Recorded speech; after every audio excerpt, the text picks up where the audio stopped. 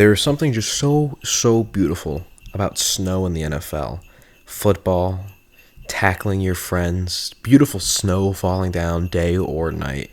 There's just something so amazing about snow and snow games in the NFL. So today, ladies and gentlemen, we are going to be doing an underrated snow games NFL video. Now, there's been a lot of snow games and a lot of memorable snow games, but I hope to remind you about a snow game that you possibly forgot in the past.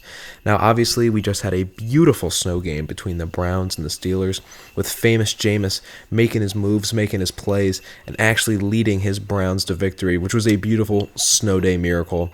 And now, we are going to look at three more beautiful snow day games.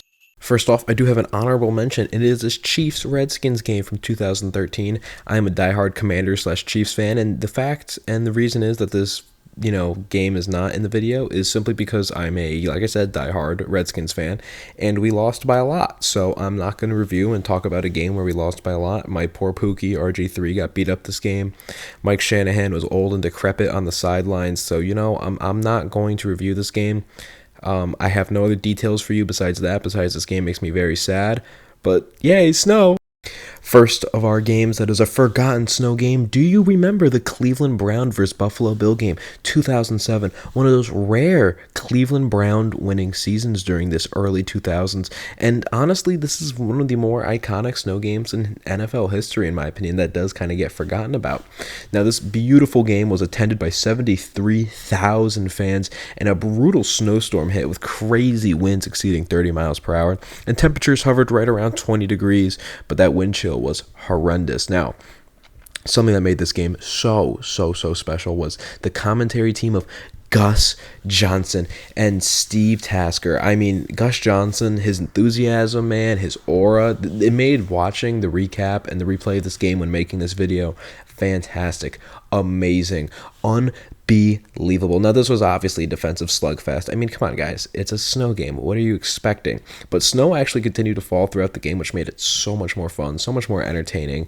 And Browns kicker Phil Dawson, forgotten kicker list right there, baby, connected on a 35-yard field goal to give Cleveland that 3-0 lead early on. And that really was it, actually. Besides that, and another Phil Dawson field goal, we also had a Browns safety when Brian Mormon slipped in the end zone trying to handle a low snap on a punt, which sealed the 8-0 victory for the Cleveland Browns, which I think is awesome. Speaking about forgotten quarterbacks, how about Derek Anderson for the Cleveland Browns going 9 for 24 for 137 yards? Jamal Lewis, great running game though, 33 carries, 163 yards, helping them get into field goal range for sure. Braylon Edwards, forgotten wide receiver, 4 catches, 64 yards. On the Bills side, Trent Edwards had a not-so-great game, just like Derek Anderson, 13 for 33. Marshawn Lynch had an game, 21 carries, 82 yards, with Robert Royal, another great forgotten name, 3 catches, 41 yards. Some of the great stories of this was the playoff implications, frankly. The Browns came into this game at 8-5 and really needed to kind of seal off their push for the AFC playoffs, and this brought them to 9-5, which was a record they hadn't achieved since their... since a very, very long time, frankly. And now this is obviously awesome. People had to adjust their strategies. And this 2007 season for the Browns is actually one of the best seasons for them since 1999 when they rejoined the NFL, which I think that's awesome. This is one of my favorite snow games. I love watching a great defensive slugfest. Gus Johnson, his just beautiful commentary makes it awesome to watch. And frankly, this is just one of the better snow games that doesn't get talked about. Now, next up on our awesome list of forgotten NFL snow games, I take us back to December 10th, 2017 at New Era Field, Orchard Park, New York. We have the Buffalo Bills facing the Indianapolis Colts in what we call the Snowvertime game. The game going into overtime, crazy blizzard-like conditions, as you would assume. Nearly a foot of snow accumulated on the field, winds of 20 miles an hour, you could barely see. I mean, it was just awesome. Obviously, another defensive slugfest. What could you expect with this kind of weather? But that's what we look for here. Heavy run games, and I got some crazy fun names to talk about with these running games, so we'll get to that in just 1 second, my friends. But at the end of the first half, with about 30 seconds left, Kelvin Benjamin got a touchdown from Nathan Peterman to establish the Bills with the lead, and then the Colts were able to score Jacoby Brissett to Jack Doyle for a touchdown, And, passing was obviously extremely limited in this game, but in overtime, LaShawn McCoy, legacy drive, is able to bust out a 20-plus yard run to end the game, touchdown in overtime. I mean, Shady is obviously a huge underrated running back legend, and for him to do that again, just like he had a very, very famous snow game with the Eagles in the past, I think it's just awesome. He's a snow game MVP right there. And, some other notable names that we had in this game. Jacoby Brissett obviously playing quarterback with Jack Doyle as one of the leading tight ends. But let's look at the Bills for a second. Nathan Peterman goes down this game. Joe Webb comes into the game. Joe Webb actually completes some passes. That's an OG from our first ever forgotten quarterbacks list. Shout out Joe Webb. Who was Joe Webb thrown into? Yeah, Kelvin Benjamin. Awesome names here. And let's not forget, who was the Colts running back at this point? Frank Gore, who ripped 36 carries this game. I mean, such an awesome game. Awesome names. I love these late 2010s like Bills teams, man. Those teams had a ton of grit. Maybe not the most successful, but some really fun players on those teams.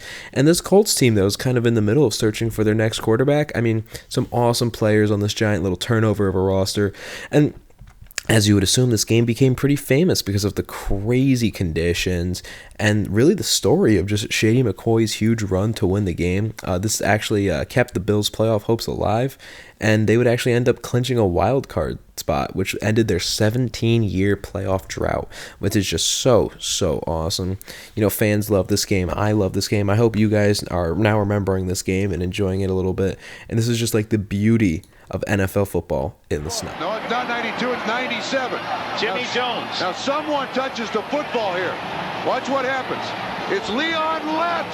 No! Oh, Lett, who is haunted by a Super Bowl misplay. Now, before all my unks and older audience members get upset that I'm talking about this game, yes, this is a very famous and remembered game, but I don't think a lot of newer NFL fans or younger people remember this game. So, for my unks, for my older people, bear with me as we enlighten the younger NFL fans about one of the funniest plays on the history of Thanksgiving.